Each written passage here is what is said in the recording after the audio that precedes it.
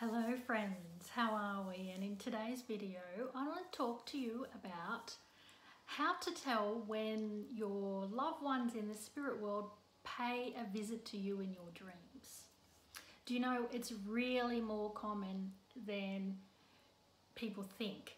It is one of those experiences that we have, especially in the early days after your loved one has passed away, where they will visit. The number of people that I've come across that have a story to tell, almost in every group reading that I go and into people's homes, there's always a story. It's just one of those things that we tend to not share with others. So I want to tell you today how to validate that, how to know that it truly was a visit from your loved one. And as a medium, for me, our dreams are a form of our clairvoyance.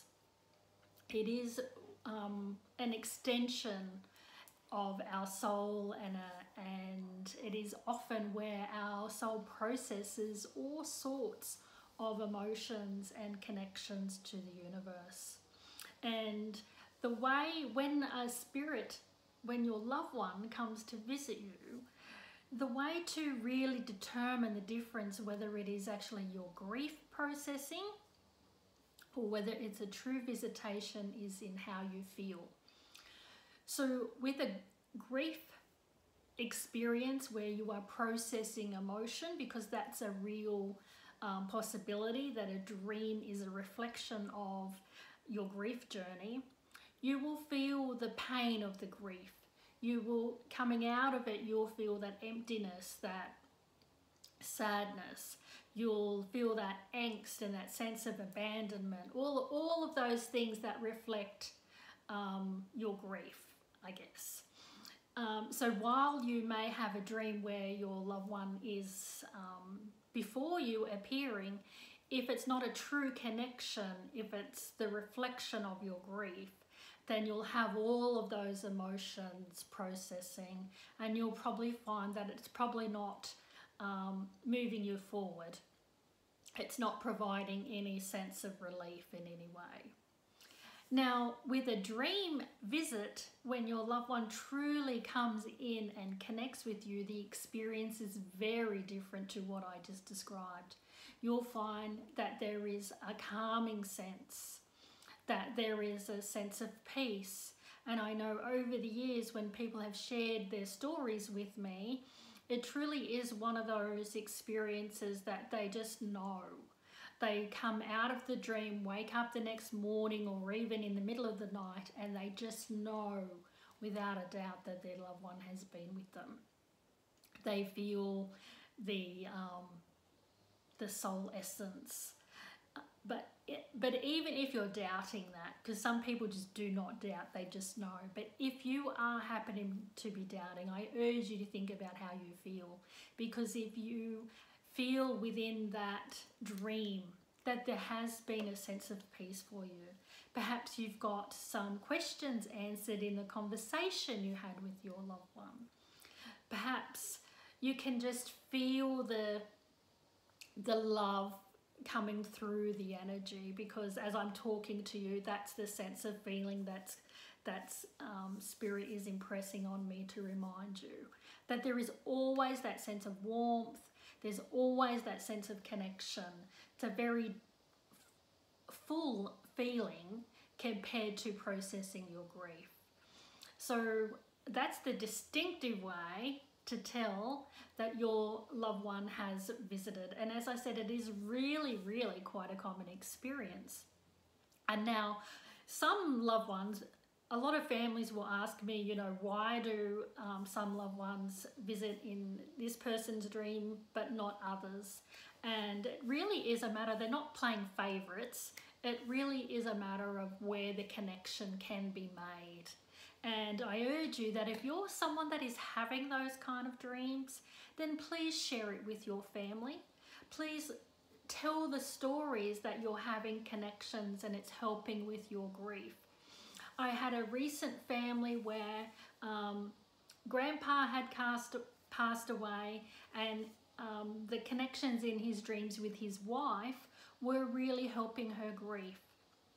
But but that information hadn't been passed on to others. And so, you know, the grandson was really left, lost his best mate and was really sort of struggling. So when we share those stories, when we share that, I've had this experience in my dreams, we can really open up and embrace the grief journey together. Grief is not something you need to go through alone, and it often is when you bring it together with family and talk about those connections, then it really is it's sharing, it's lightening the load for everyone. And certainly I know that Spirit would love you. It's almost like sometimes they do pick a spokesperson. So if that spokesperson is you, if you've had those visitations, then please share it with others. I know me and my adult children, their whole lives, we've always talked about their dream experience, and it really is a way that they connect with their spirituality. Lastly, I want you to know that our dreams are not a one-way street, that you can ask.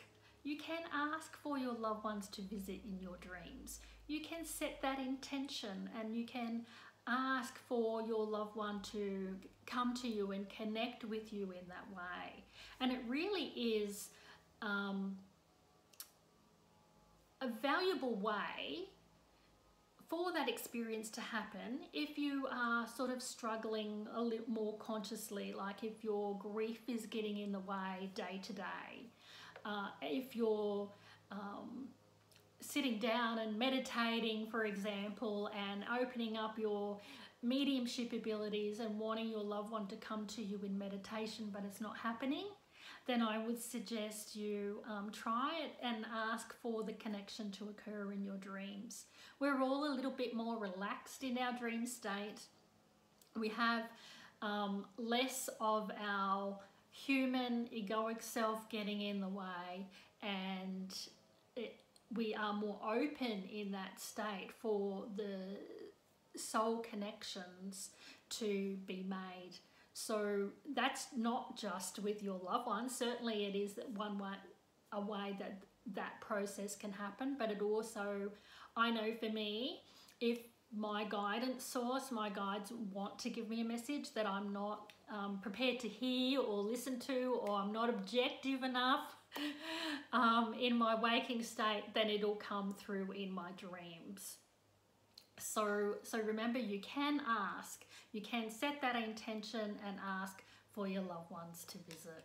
So enjoy it, know that those visitations are real, and of course, I'd love to hear your stories, so comment below and share with me, the dreams that you've had recently with your loved ones.